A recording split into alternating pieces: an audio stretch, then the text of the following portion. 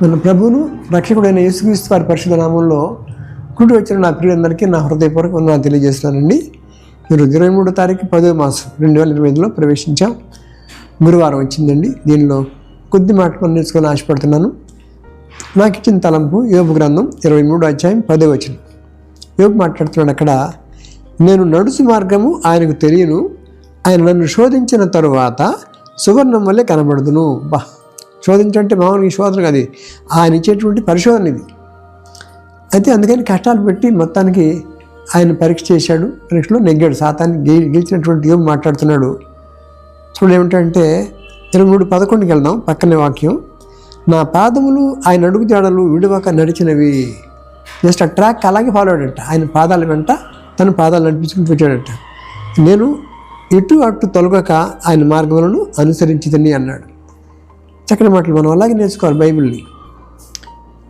మీకు సామెతలకు వెళ్తే 4వ అధ్యాయం 25వ వచనం ఉంటుంది, నీ కన్నులు ఇటు అటు చూడక సరిగాను, నీ కనుడెప్పలో నీ ముందర సూటిగాను చూడవాలని చెప్పి అంటాడు.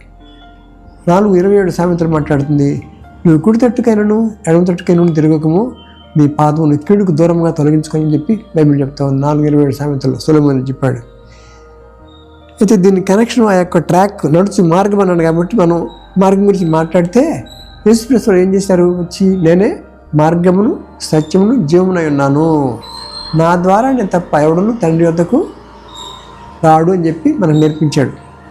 కాబట్టి పేతురు పత్రికలు కూడా మనకు కొన్ని మాటలు మనకు కనపడతాయి. 1 పేతురు 2వ అధ్యాయం 20వ వచనం ఏం మాట్లాడుతుందంటే, తప్పిదమునికై దెబ్బలు తిన్నప్పుడు మీరు సహించిన ఎడల మీకేమి గనము? తప్పు చేస్తే దెబ్బ కొడతారు. ఈ గొప్పతనం ఏముంది? మేలు చేసి బాధపడినప్పుడు మీరు సహించిన ఎడల అది దేవునికి హితమగును, ఇందుకు మీరు పిలువబడుతుందని చెప్పి రాశాడు. అంత మంచి మాటలండి. అలాగే 1 పేతురు 2:21 కూడా చూస్తే ఏం కనపడుతుందంటే, క్రీస్తు కూడా మీ కొరకు బాధపడి మీరు తన అడుగు జాడలందు నడుచుకొని వెళ్ళనని మీకు మాదిరి ఉంచిపోయినది. ఆయన మాదిరి అదే. ట్రాక్ తప్పకుండా ఆయన మాదిరిలో నడవాలి మనం. అలాగే ఇంకేమన్నాడు?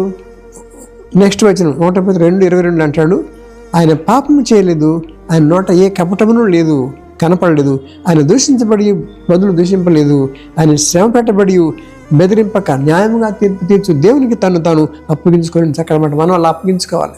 క్రైస్తవులు అయితే శ్రమలు రావని చెప్పలా, కానీ అంటున్నాడు మేలు చేసి బాధపడినప్పుడు మీరు సహిస్తే ఇది దేవునికి హితమగును అంటాడు.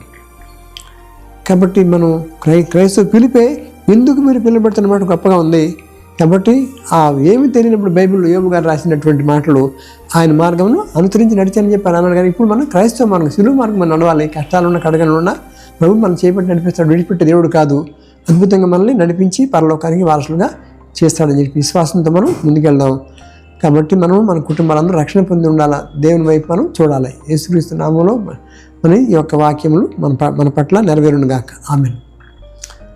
ప్రార్థన చేసుకున్నాం. ప్రేమగల తండ్రి, ఇంతవరకు మరి యోబు గురించి చెప్పారు, సహనం గురించి, ఆయన ఎలా నడిచాడో చెప్పాడు. అలాగే మనకు ఈరోజు కొత్త నిబంధనలో యేసుక్రీస్తు వారి సిలువ మార్గంలో మేము నడవాలని మాకు చక్కటి హెచ్చరికలు ఇచ్చినందుకు స్తోత్రాలు ఇచ్చుకుంటూ మేము మా కుటుంబాలు రక్షణ పొంది ఉండాలి, నీ వైపు చూస్తూ నడవాలని చెప్పిన లేఖన భాగాన్ని బట్టి స్తోత్రాలు. మేము పిల్లల్ని పెంచుకోవడం కూడా అవి మరి లోకం వైపు చూడకుండా నీ వైపు చూసుకుంటూ ముందుకెళ్ళే భాగ్యం మాకు దయచేసి రక్షణ భాగ్యం అనుగ్రహించి మీకు ఇష్టమైన బిడ్డలుగా, నీకు నమ్మదగినటువంటి బిడ్డలుగా మేము జీవించే జీవితాలు మాకు దయచేసి మా కష్టాలు కడగడంలో మమ్మల్ని ప్రభు గట్టెక్కించి మా హృదయాల్లో, మన కుటుంబాల్లో, మన సంఘాల్లో నెమ్మది శాంతి సమాధానంతో నింపమని యేసుక్రీస్తు వారి పరిశుద్ధ నామంలో బహు వినయంగా నిన్ను అడిగి వేడుకున్నాం తండ్రి.